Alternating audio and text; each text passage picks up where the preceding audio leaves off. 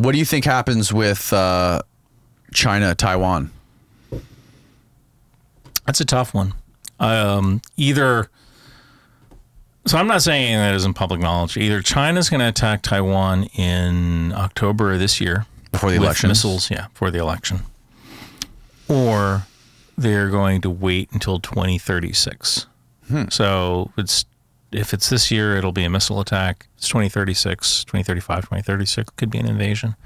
Could be as early as 2037 or 2027, but I don't think so. They need time to train, build up equipment. And I number one, I hope it doesn't happen because there's a lot of people in China.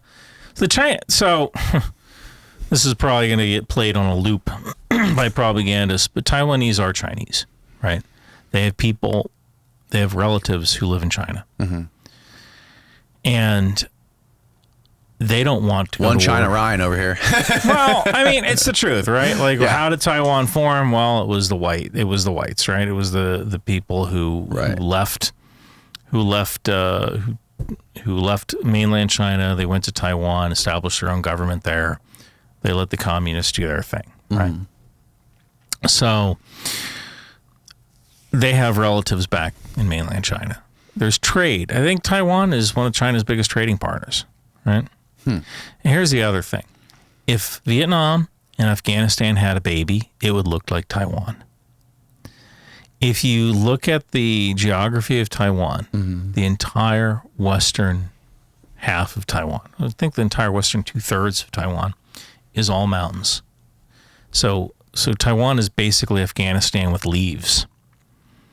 And every Taiwanese male knows how to use a gun. Every Taiwanese male is conscripted, and they have quite a few females that volunteer.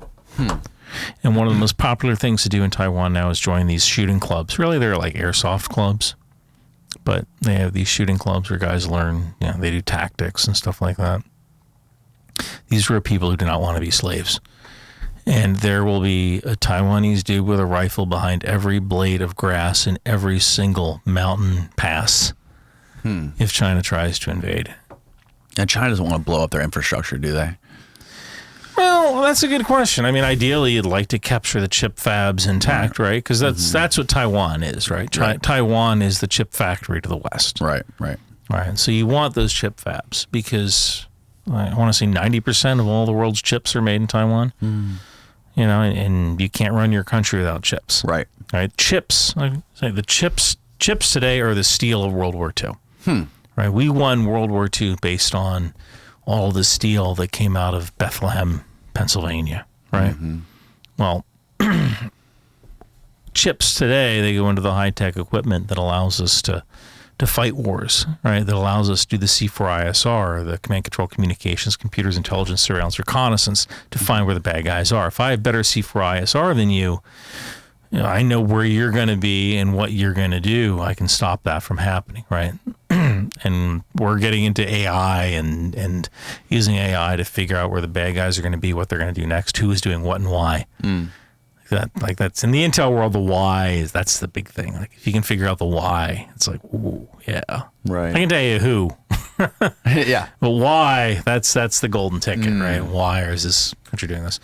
So, I mean, they'll probably try to capture the chip plants intact. I don't know. I would imagine the Taiwanese, they may or may not have explosives on those fabs or will destroy them themselves somehow if they detect an invasion. It's certainly possible. Yeah. I mean, I would imagine they don't have explosives on them now. That is an accountable item. What do you think the U.S. reaction would be? Probably send an aircraft carrier along with Great Britain, France, Australia, New Zealand. Australia? Yeah. Really? Some of the best special forces in the world in Australia. The fight isn't necessarily going to be in Taiwan. It's wait, isn't Australia really dependent on China? Well, there's trade with China, but Australia is at war with China right now. Really? Yeah, cyber and information war.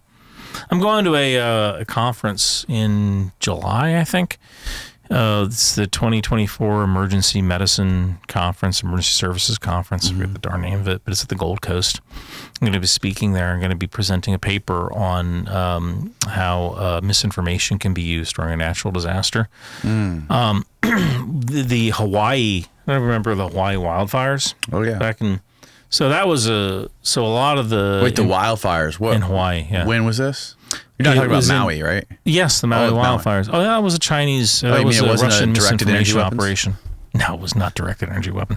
Like that kind of thing. Oh God! Like I wanted to get into that. Like I got to talk about the inverse square rule, and because when you for every as you double the distance, the power drops by the inverse of the square. But there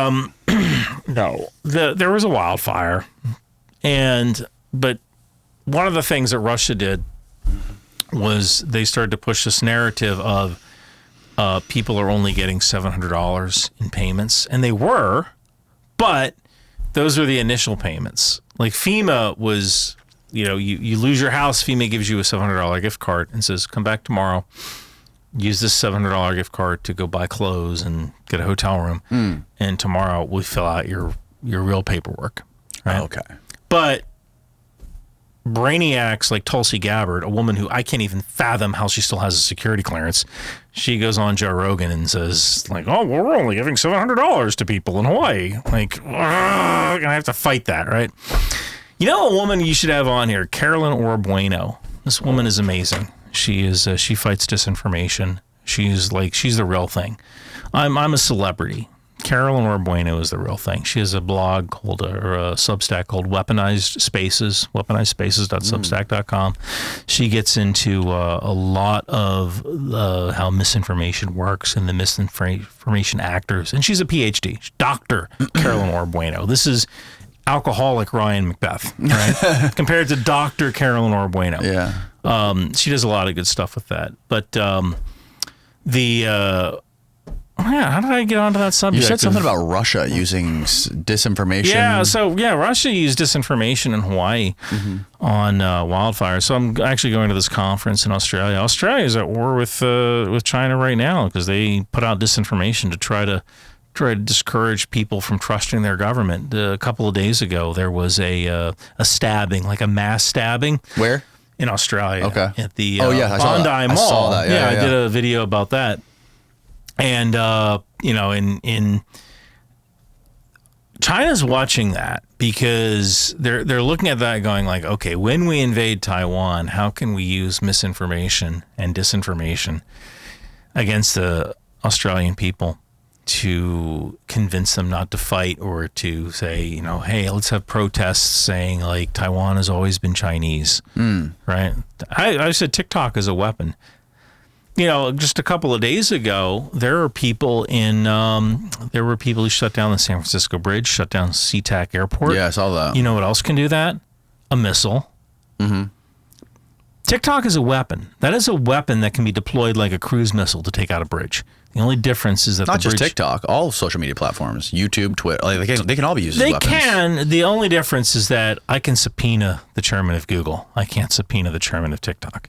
Well, TikTok is mainly owned by Americans. I am not familiar with that. So TikTok is owned by a company called ByteDance, which is out of China. ByteDance only has a very small share of TikTok. Can we let's find this out. Get to that. Let's find out who actually owns TikTok. Can you find out the breakup of the shares? All right, let's see what we got here. Say who like a breakdown of TikTok ownership. Who is the owner of TikTok again? Oh. TikTok. Okay, this is from CNN. So take that for what it's worth. TikTok is ultimately owned through a complex multi-layered corporation structure by ByteDance, a privately owned technology giant. The app is owned by TikTok LLC, limited liability, incorporated in Delaware. Okay, incorporated in Delaware, based in Culver City, California. So can we find out who because there's a board of, who's on the board? What is this? I know it's on Wikipedia, but... Yeah, Ndoyen is known as... TikTok. Chinese internet entrepreneur who founded.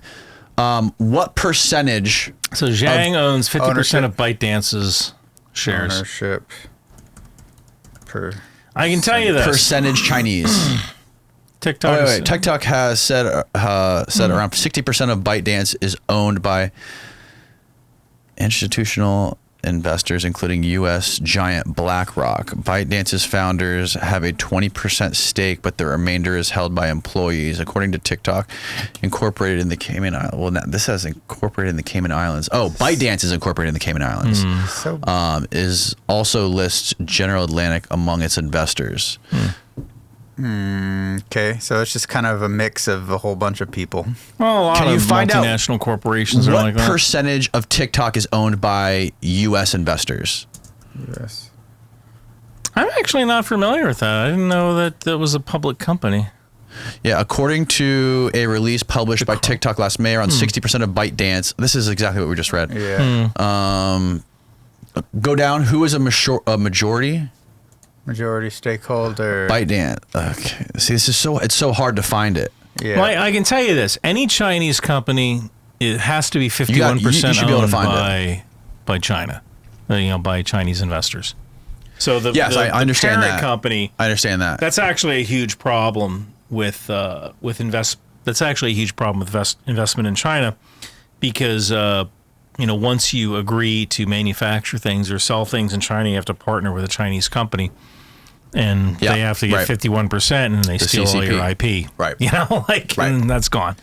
Right. So my understanding is, and Steve, I don't know what else you can find on here. You're going to probably have to dig.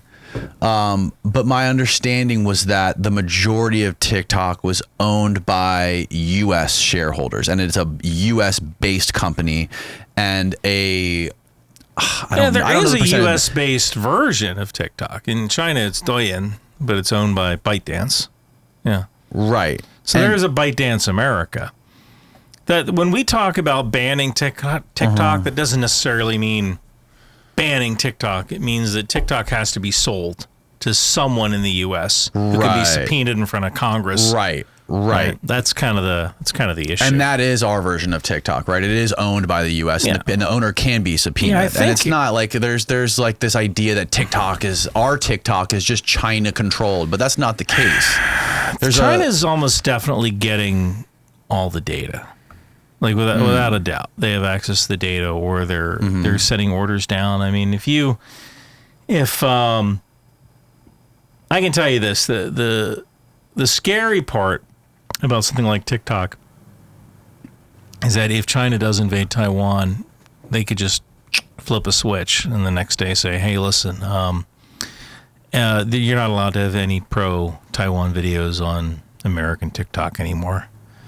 Now, maybe some people will say, like, "Oh no, I'm not gonna allow that to happen," right? But look, when your job's on the line, you got kids you got to put through college. What are you gonna say? What are you gonna do, right? That's kind of the scary part for me, that we've allowed a weapon system to infiltrate this country.